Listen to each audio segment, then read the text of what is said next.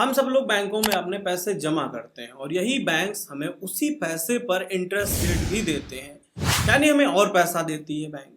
कभी आपने सोच कर देखा है कि ये बैंक खुद के लिए कैसे पैसा कमाते हैं? आइए जानते हैं इस वीडियो में बैंक कौन से प्रिंसिपल पर काम करता है।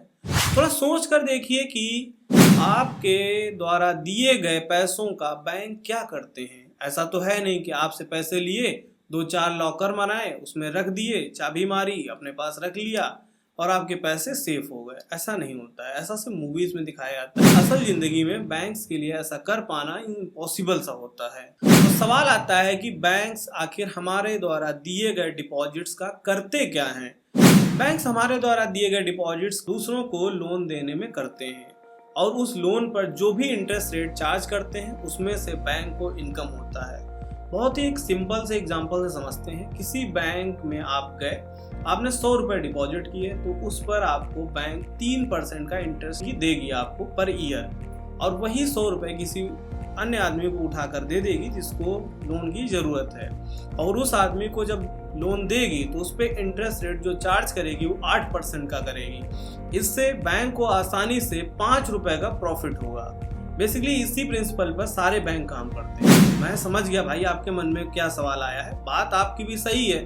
अगर आपने जो पैसे जमा किए हैं वो पैसे 2-4 दिन में आपको इमरजेंसी में निकालना पड़े तो बैंक के पास तो पैसे हैं नहीं, क्योंकि बैंक ने तो वो पैसे किसी और को दे दिए हैं लोन पर। तो कैसे आपको बैंक पैसे देगा? क्या आपके पैसे नहीं मिल पाएंगे या आप पैसे नहीं निकाल पाएंगे? तो ऐसी समस्याएं बैंक के सामने भी होती होंगी। कस्टमर्स के पैसे कैसे वापस किए जाएं?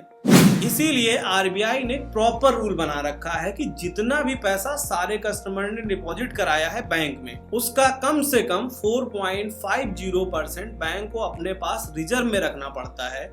इस चीज को कहा जाता है कैश रिजर्व रेशियो। आरबीआई सारे बैंक का बॉस होता है और बॉस डिसाइड करता है कि बैंकों में कितना पैसा रिजर्व में होना चाहिए, और यह टाइम टू टाइम बदलता भी रहता है। कुछ समय पहले ये 4% के आसपास था, इस टाइम ये रेशियो 4.50% चल रहा है। इसके अलावा एक और चीज होती है, वो होती है स्टेटरी लिक्विडिटी रेशियो, जो कि 18.6% चल रहा है। ये वो रेशियो है जिसमें आरबीआई जो होता है वो बैंक से कहता है कि जितना आप पास डिपॉजिटर्स ने पैसा जमा कराया है उसका 18.6% आपको वहां डिपॉजिट करना पड़ेगा जहां मैं कहूंगा। कुछ जगहें हैं जैसे कि गवर्नमेंट बॉन्ड या फिर गोल्ड रिजर्व हो गए या सिक्योरिटीज हो गई या फिर पीएसयू में इन्वेस्ट करना हो गया। इंडिया में बैंकों के लिए आज के दिन अगर आप 18.6% प्लस 4.50% पैसा निकाल दें तो बाकी का जो बचा हुआ पैसा है या वो सारा डिपॉजिट बैंक उसका इस्तेमाल कर सकता है किसी को भी लोन देने के लिए या प्रॉफिट कमाने के लिए। इसका मतलब यही हुआ कि जितना पैसा हमने डिपॉजिट उसका 70 से 80% बैंक किसी को भी लोन दे सकता है। अगर आप सोचें कि सारे डिपॉजिटर्स बैंक में एक ही बार में पैसा निकालना चाहेंगे तब क्या होगा?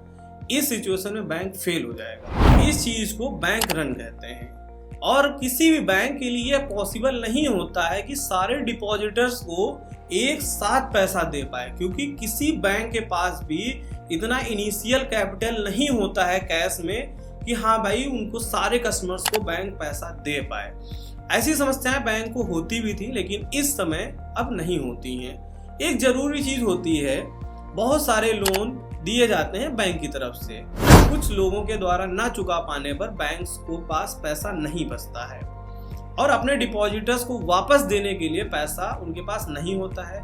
ऐसा पास में कई बैंकों के साथ हुआ भी था। पहले पीएमसी बैंक के साथ हुआ, फिर यस बैंक के साथ हुआ, उसके बाद कई सारी और भी बैंकों के साथ ऐसी सिचुएशन क्रिएट हुई। हालांकि अभी ऐसी सिचुएशन कंट्रोल में है और सरकार भी कदम उठाती है इन्हें कंट्रोल में लाने के लिए।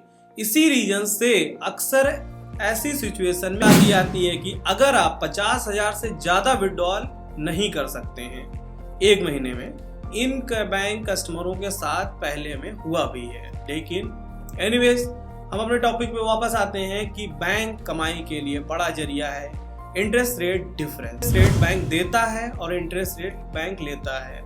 लेकिन उन देशों में क्या, जहां पर इंटरेस्ट रेट बैंक जो लेने लग रहा है वह बहुत कम है, जैसे कि जर्मनी जैसे देशों में, जहां पर अगर आप हाउस लोन कराते हैं तो वहां पर इंटरेस्ट रेट रेशियो जो होता है वो 1% के अराउंड होता है, और कई केसेस में तो 0.4 0.5 का भी इंटरेस्ट रेट रेशियो लोगों को मिल जाता है, जो कि बहुत ही नेग्लिजिबल इंटरेस्ट रेट है।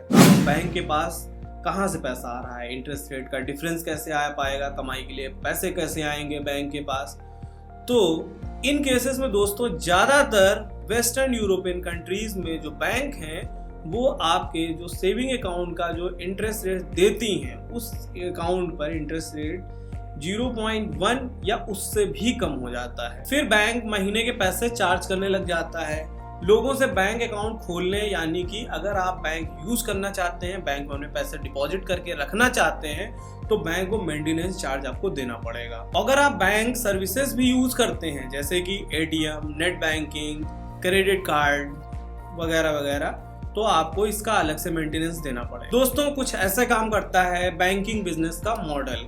अगर आप भी इस बिजनेस के अंदर आना चाहते हैं, आप भी अपना बैंक खोलना चाहते हैं तो आप कर सकते हैं। गवर्नमेंट सभी को अलाउ करती है बैंक्स खोलने के लिए।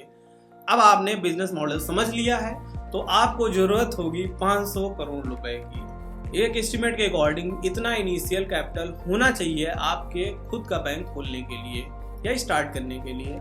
आपको आरबीआई में जाकर के परमिशन लेनी पड़ेगी, क्योंकि आरबीआई यहाँ सब बैंकों का बॉस होता है। देख लो भाई, जरा अपने आसपास 500 करोड़ रुपए कहीं पड़े हों तो आप भी जाकर के बैंक ओपन कर सकते हैं। बढ़िया प्रॉफिटेबल बिजनेस है। धन्यवाद, मिलते हैं नेक्स्ट वीडियो में। अगर ये वीडियो पसंद आया हो तो जाके बैंक खोलिए जाकर के। Till then bye bye.